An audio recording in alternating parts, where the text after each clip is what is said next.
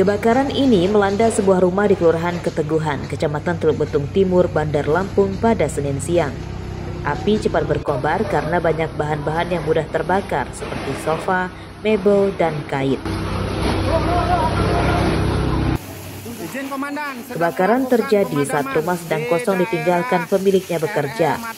Api pertama kali diketahui tetangga korban sudah berkobar besar dari atap yang kemudian dengan cepat menjalar dalam rumah.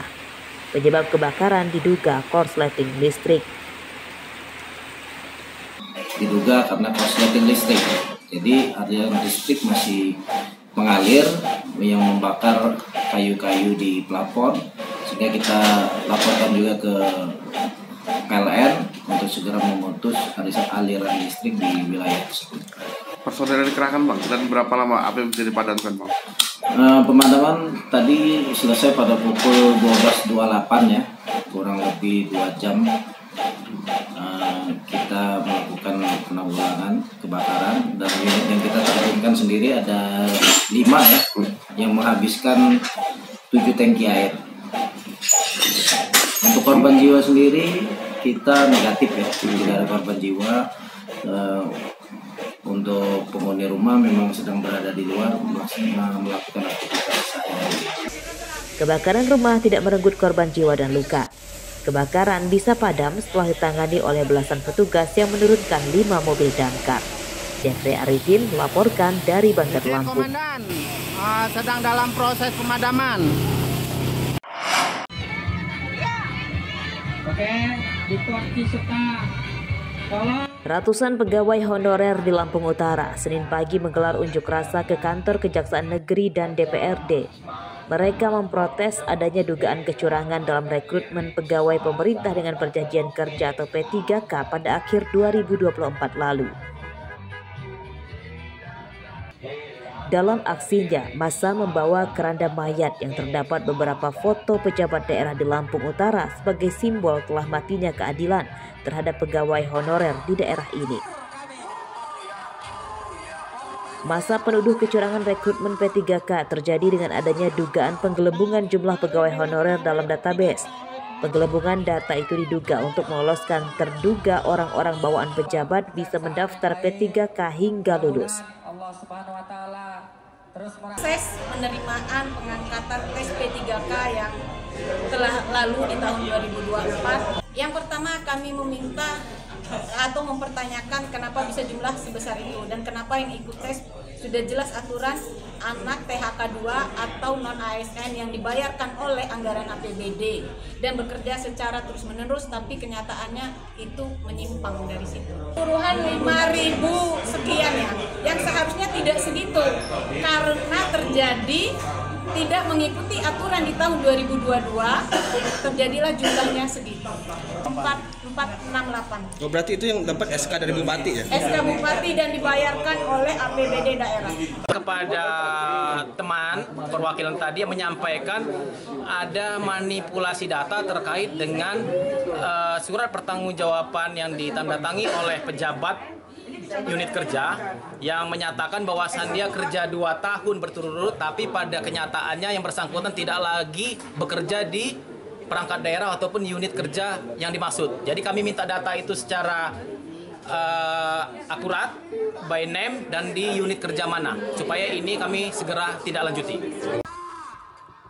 Seperti diketahui, salah satu syarat mendaftar P3K adalah pegawai honorer yang masuk dalam database pemerintah karena sudah aktif bekerja selama lebih dari 2 tahun. Massa mendesak Kejaksaan dan DPRD membentuk tim investigasi guna menyelidiki dugaan kecurangan tersebut, supaya peserta yang lulus P3K adalah benar-benar dari pegawai honorer yang telah lebih dari 2 tahun bekerja. Ardi Yohaba melaporkan dari Lampung Utara.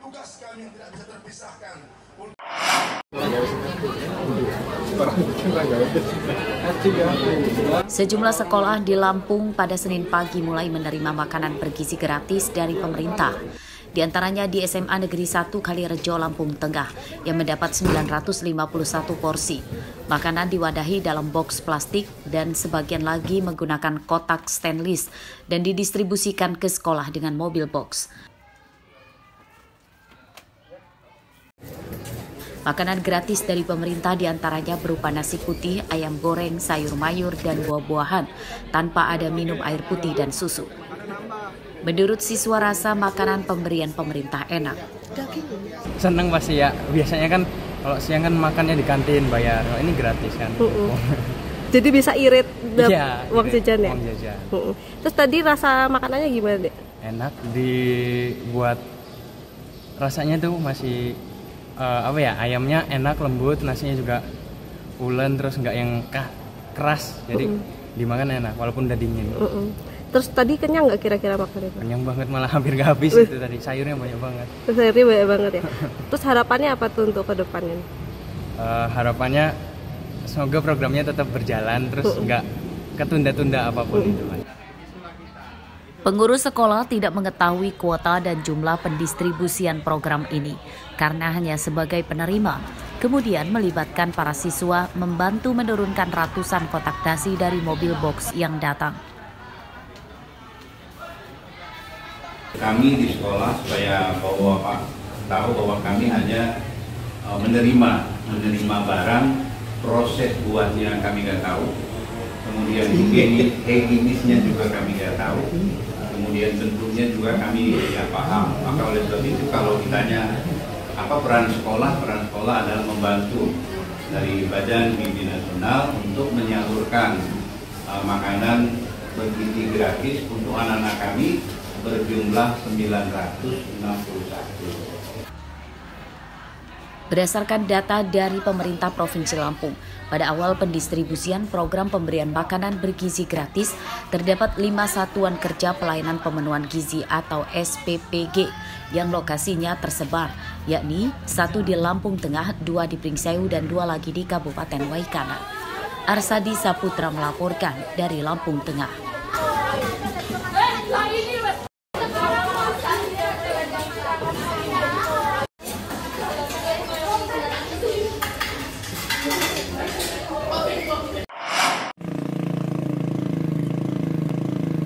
Sudah lebih dari 5 tahun, jalan penghubung kecamatan di desa Kota Besi, kecamatan Batu Brak, Lampung Barat, rusak parah dan dipenuhi lubang-lubang benganga. Sudah banyak korban pengendara motor yang jatuh, namun belum juga ada perbaikan. Setiap hari jalan ini ramai dilintasi warga untuk beraktivitas sehari-hari, bahkan untuk menuju ke kecamatan Suwo dan Bandar Negeri Suwo.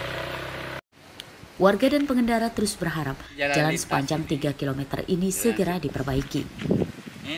Mereka tidak hanya ingin mendengar janji-janji manis saja, namun butuh bukti nyata. Waduh, udah jelek betul ini. Udah ada kalau 5 tahun lebih nggak ada perbaikan ini. Gimana jeleknya, Pak? Berlubang, dalam-dalam lubangnya. Gimana kalau kondisi hujan, Pak? Kalau hujan ya yang namanya lubang dalam ya pasti tergenang air. Nah, kira-kira Bapak selaku pengguna motor bahaya nggak? Sangat membahayakan. Sangat membahayakan. Sangat membahayakan. Bapak memang tiap hari lewat sini, Pak? Tiap hari karena ya mayoritas kebun kita di sini. Ini jalan penghubung mana, Pak? Jalannya? Ini jalan penghubung mau ke Suwo.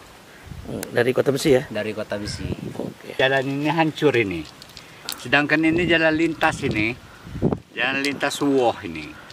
Bisa diceritakan Pak hancurnya seperti apa kondisi ya jalan? Inilah kayak gini lah hancur. Pada ini ceplokan-ceplokan semua kayak gini lah. Jadi kalau bisa ini ada pembangunan walaupun ya sedikit banyaknya gitu. Biar masyarakat ini tahu bisa memanfaatkan ada pembangunan gitu. Itu kayaknya banyak lubang. Kira-kira dalam-dalam nggak, Pak? Ya dalam-dalam ini.